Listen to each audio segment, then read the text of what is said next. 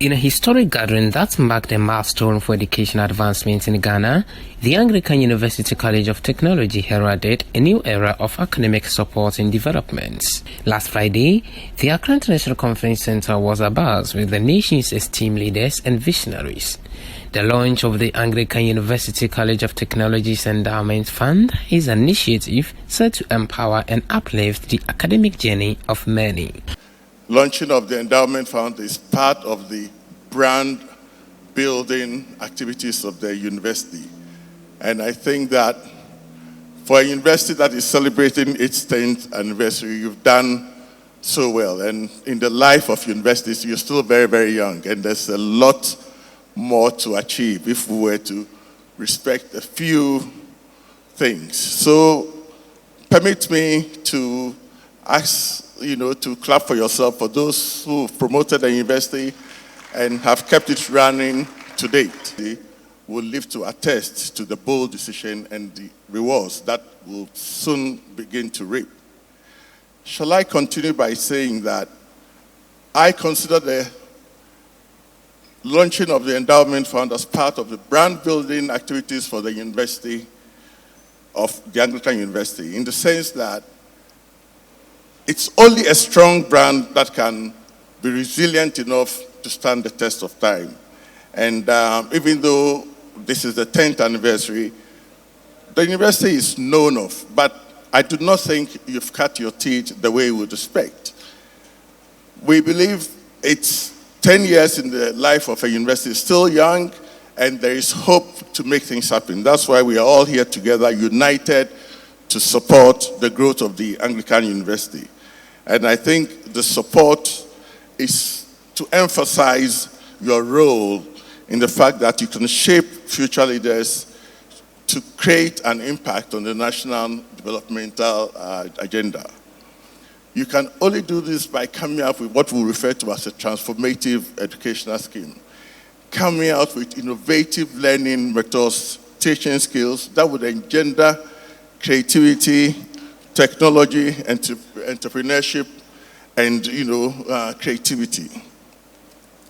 We also believe that the university should bring itself up to align with industry, businesses, and individuals who would be able to influence the way business, should grow. I think that collaboration with government is key. The government embarks on a 1D, 1F, and for the name of your university, a technological university, I believe that we should have agro-business as one of our major things. We are assembling vehicles in Ghana, so what about your mechanical department? We have Toyota assembling vehicles, we have Nissan, we have Volkswagen, and so on. So I believe that the leadership of the university should take the bold decision to try and forge various alliances with all these setups to make sure that the university carves a certain niche for itself. So it is possible, and it is very, very possible for the Anglican University to become one of the best in Africa in the next 10 years. Please give yourself a round of applause for that it is. Gracing the event were top dignitaries, including the President of Ghana, His Excellency Nana Addo Dankwa Akufo-Addo, the Chief of Staff, the Education Minister, and revered clergies from the Anglican Church. As the President took the podium, his words resonated with the promise of a brighter future, echoing the commitment of the Ghanaian government to support education at all levels. President reiterated this pledge, outlining the transformative impact the Endowment Fund is expected to have on the university and its students. I'm honored to stand before you today at the launch of the Endowment Fund for the Anglican University College of Technology and Good Tech. This is a momentous occasion marking a significant milestone in the nation's commitment to education and technological advancement. Indeed, the establishment of the Endowment Fund will enable the growth and development of this institution, as well as support the institution's charter's financial requirement. It is my hope and prayer that all of us gathered here and all adherents of the Anglican faith will all do our best to help raise the fund's seed capital of the equivalent of $2 million United States dollars. Ladies and gentlemen, the idea of establishing an endowment fund for the University College was conceived in 2019. However, the advent of COVID-19 the year after meant that this could not be realized. I'm thus delighted that today the process towards its establishment has seen the light of day. Under the new Education Regulatory Bodies Act 2020, that is Act 1023, which saw the merger of the National Council for Tertiary Education and the National Accreditation Board to form the Ghana Tertiary Education Commission, GTEC. New private universities are not required to be mentored by existing chartered institutions in order to be accredited. To enable University College already under mentorship attain charter, the Act makes transitional arrangements for the granting of a charter for them. These institutions have been given up to the end of this year, that is 2024, to demonstrate their readiness to charter by meeting the requirement standards set by GTEC. The Act specifies that where a mentored institution is not able to meet the specified standards within the 4-year period, that is 2020 to 2024, but shows sufficient proof that it is prepared to charter, GTEC will give such an institution another 2 years, that is up to 2026, to enable it to obtain charter. The Anglican University College of Technology and Good Tech, I'm told, has already submitted a self-assessment document to GTEC, and the latter, in its response, has identified some weaknesses that need to be addressed. One of these is for the institution to appoint more full-time senior lecturers with terminal degrees to boost its current academic staff. The University College has had challenges doing so because of its inability to provide the same remuneration and conditions of service as done in some universities because of its financial challenges. Looking at the time frame within which mentored university colleges are to charter, there's no doubt that Angotech needs to work hard to ensure it obtains a charter so it can continue with its manpower development through the training of health professionals and business management for national development. Again, obtaining a charter will ensure that monies already invested in the institution by the church will not go down the drain.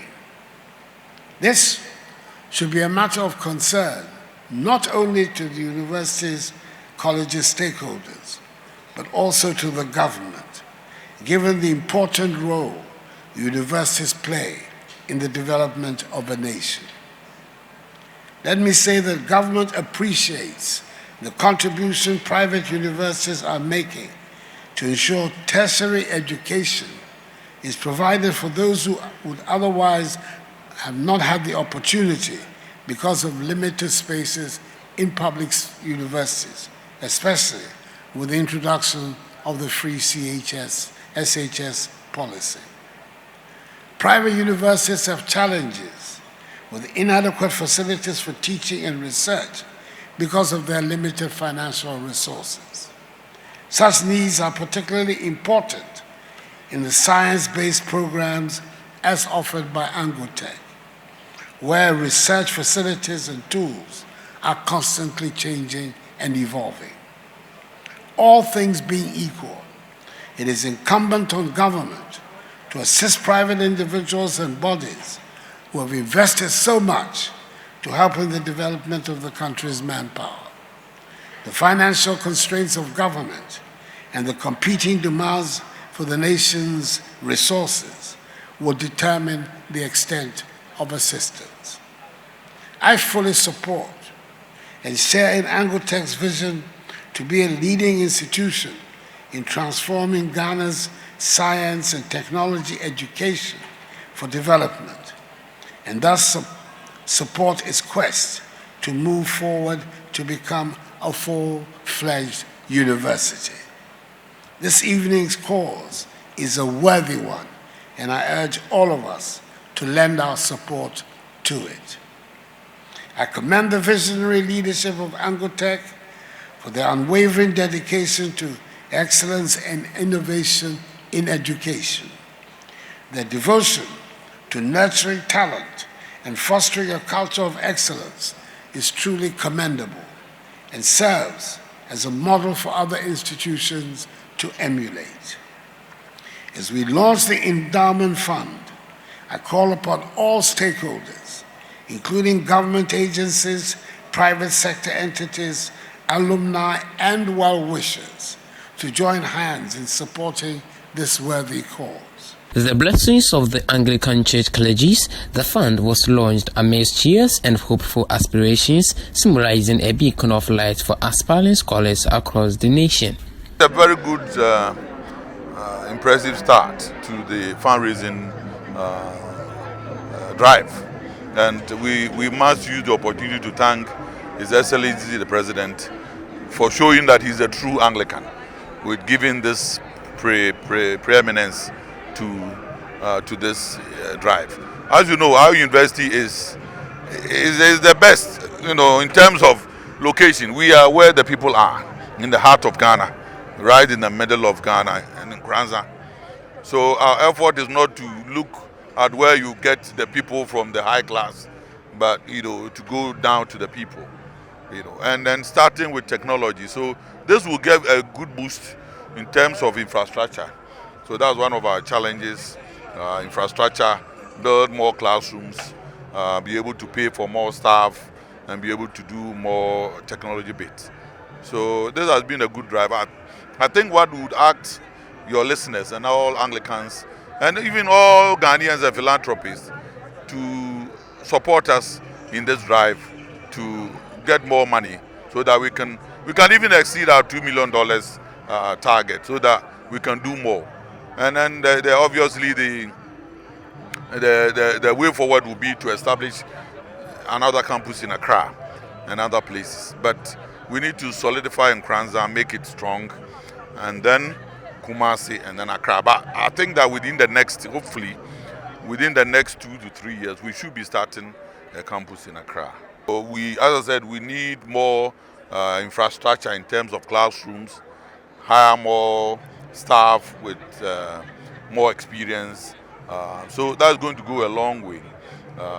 And again, I think that we are still expecting, I'm sure that a lot more people are going to, this is just the beginning. This is the launch. So we encourage more Anglicans. Bring your little drops of water make a mighty ocean. So we encourage more Anglicans. Let us be patriotic for our church.